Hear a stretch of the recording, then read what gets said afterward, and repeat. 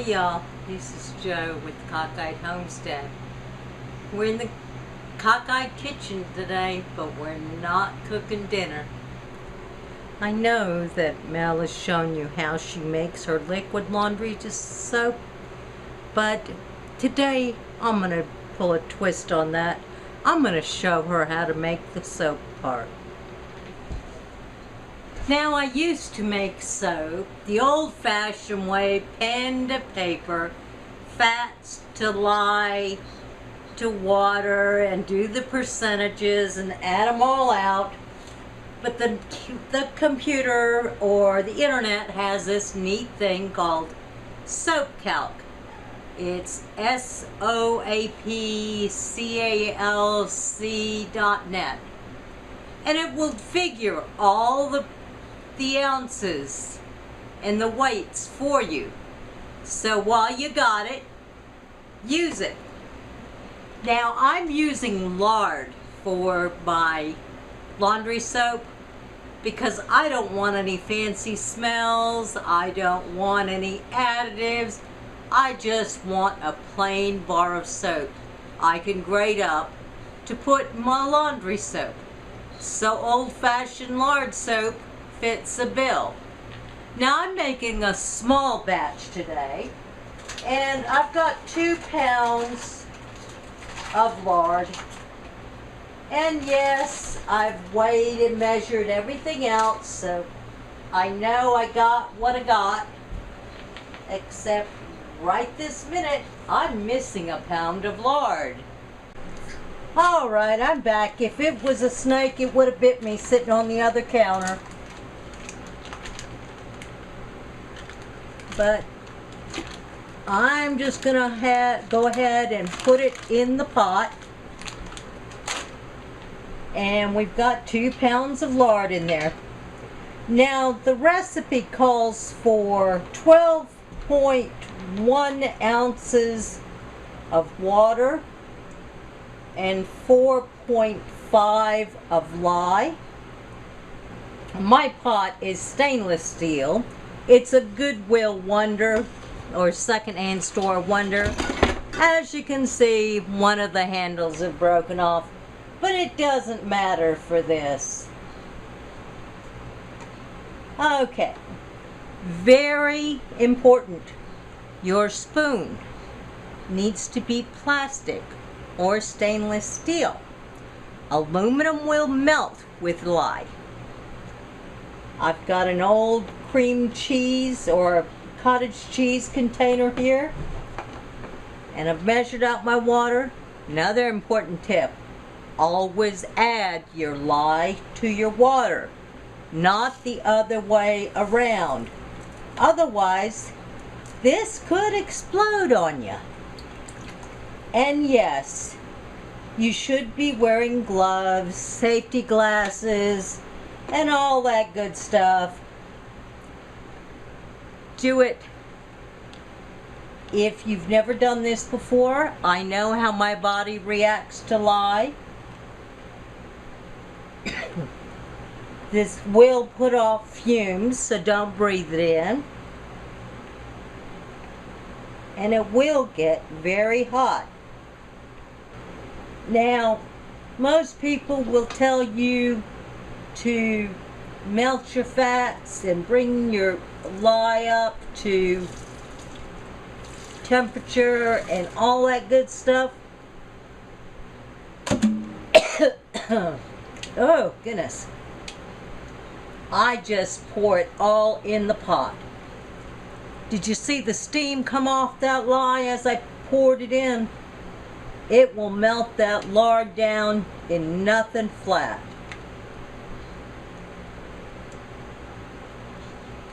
In just a minute, I'll bring you in for a closer look.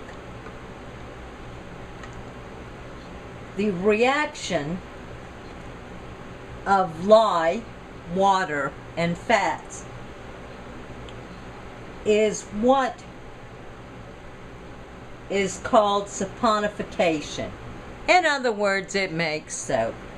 We don't use a lot of fancy terms in here, but that's one of them. You should wear gloves Personally, I've been making soap for so many decades that my skin doesn't react when lye splashes on it. Now most people, it'll burn the tar out. If that happens, you keep some vinegar on hand, and that way it'll neutralize the strong alkaline in the lye. Just douse it with some vinegar oil. Be careful not to breathe the fumes. As you can see, I keep my face well away from it. I'm stirring very carefully, not to raise bubbles, but just to melt the oils. Now, I took a temperature reading on the lye and water once, and it was over 200 degrees.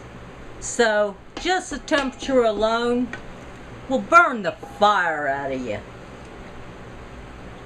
So, use caution. I don't wear goggles because I have my glasses. It still will not stop the lye from splashing me in my face. But as I said, I keep my face well away from the pot as I stir. Being one-handed, I tend to be a little bit clumsy. As you can see, all those big chunk of pig fat is melted down just like I said it would. Now it's cool. The oil has heated up, the lye has cooled down, and now for a little stick blender action. It's gonna get a little noisy, so I might bring you back for trace, but I can remember doing this with a spoon and taking half an hour to do it. Okay, so you continue mixing and alternating mixing and stirring. Eventually what you'll see is what they call trace, and when you drag the blade along, you see how it's forming ridges in there? And I can see where it's been. That's trace. Congratulations, ladies and gentlemen, you've just made yourself soap. Now that I've reached trace, I'm gonna pour it in this container. I may have to call my lovely assistant, Mel, to help me. All right, watch it, it's hot.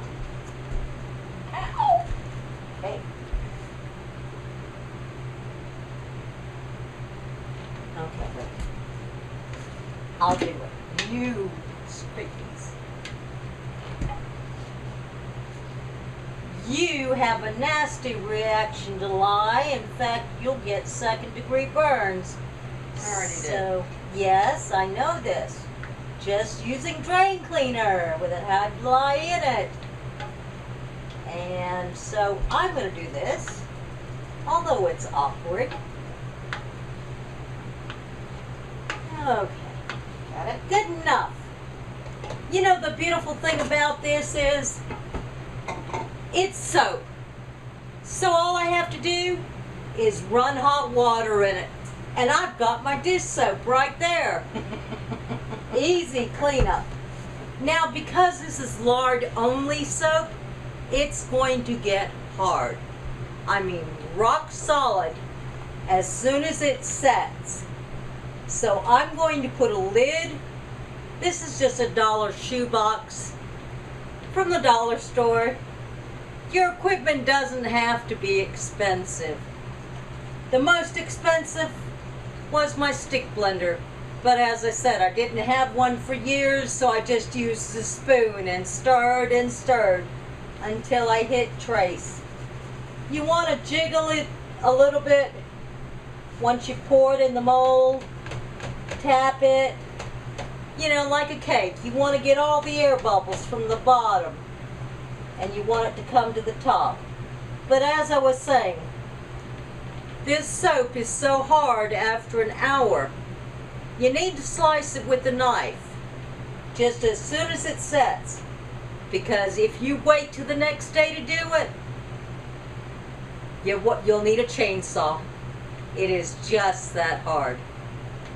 But it'd be perfect to grate up into laundry soap. Well, it's been an hour.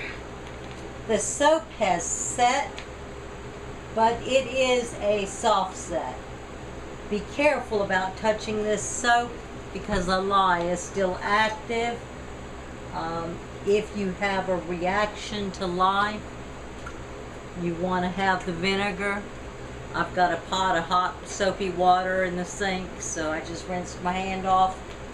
But it has to be the humidity that's causing the delay, because the container itself is cool enough to touch and keep my hand on.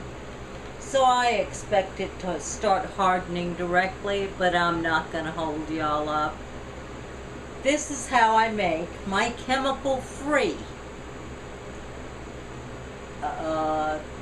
laundry soap. I'll cut it up into about 6-ounce bars, and that way one bar will make one 3-pound container of powdered soap, but I'll leave that for another day. This has been Jo from the Cockeyed Homestead. Y'all have a blessed day.